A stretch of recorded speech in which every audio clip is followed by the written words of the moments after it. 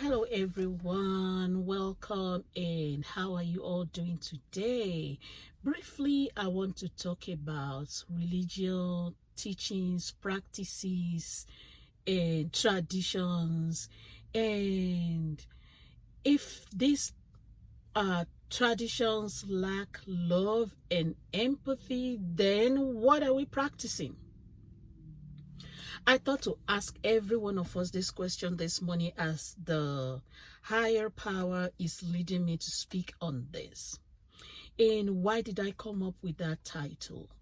Is upon reflection upon several aspects of the teachings, the traditions of the church, I thought to touch on this because I see a lot of these while I was growing up. And at a very younger age, I observed that my parents weren't really rich. Although we weren't really that poor to the extent that we can afford some things. Yes, we can afford some basics.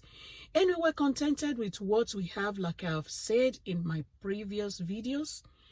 But as I was growing up and thinking back into some of these things that I experienced, it just came to my mind that while we were going through all of those moments, why aren't the church helping? My father, my mother paid tithes into this church. I remember when my dad was able to open his mouth to tell us how much of his gratuity he paid into the church as his tithe. I was like, Dad, you did what? Yes, it was ridiculously huge amount of money. And this same church, I asked my parents, what did the church do when we could barely change clothes? What did the church do when we really are struggling to even eat 3 square meals? And no tangible answers from my parents. And I ponder and thought in my mind, so where are all these tithes going into? Because I strongly believe in my mind that the tithes and the offerings are for taking care of the needy. Don't you think so? I think it is supposed to be for taking care of the needy. The pastors are supposed to be working and bringing their own tithes and offering into the church and see how the members feel to even earn those wages. And those that are earning the wages, putting down this money when they are in need, the church don't really help them. It saddens my heart. And recently, I heard this story from my sister. And since then, I've been encouraging my sister to carry money with her every time she goes to church or goes out to help the needy. What was this? On a Sunday,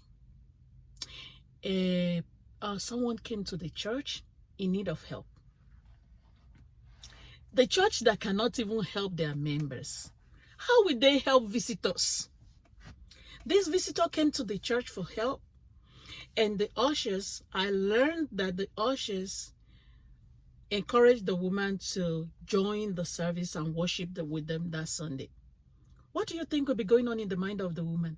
That finally I can get help. So she sat all through the service, and after the church service, she went to see the usher. And the usher kept playing her back and forth until the woman left the church. My sister saw this. She was unhappy. And guess what? I blamed my sister. I said, that is an avenue for you to reach out. That is an avenue for you to do something. But then she told me at that time she did not even have as much money in her hands, so she couldn't help. I said, next time, get the phone number of this person. Get an address so that we can reach out to that person. You must not let somebody come to church and go hungry. Somebody must not come to church and go back hungry. Somebody must not come back to church weeping and go back home weeping. What are we doing? Merriment is not just merriment. We were growing up, nobody noticed when my mother is crying. Nobody notice when we are really in pains. But they can walk up to my parents, they can walk up to us and tell us we are not dressing according to church standards. Isn't that annoying? They won't see your pain, they won't see your heart, they won't see any pain you are going through. They won't even ask about all those things. All they want to see you smile. Is it possible to be smiling 365 days in a year? Aren't we human? As a church, we are to embrace one another. We are not supposed to be going about talking about somebody's problems to shame them or to rejoice at their predicaments. But we are to rally round. Who is there that cannot eat? You can afford bag of rice, bring the bag of rice. Let's distribute. Which was what I was doing when I was the choir mistress in my fire church. Yes, as the choir mistress, I could afford a bag of rice easily. I bring it, we distribute.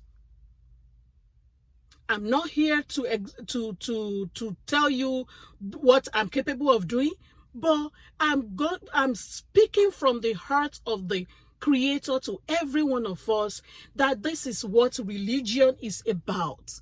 It is not about you coming to church in your attire of 1 million or expensive dress and so expensive suit and shoes and be showcasing your richness.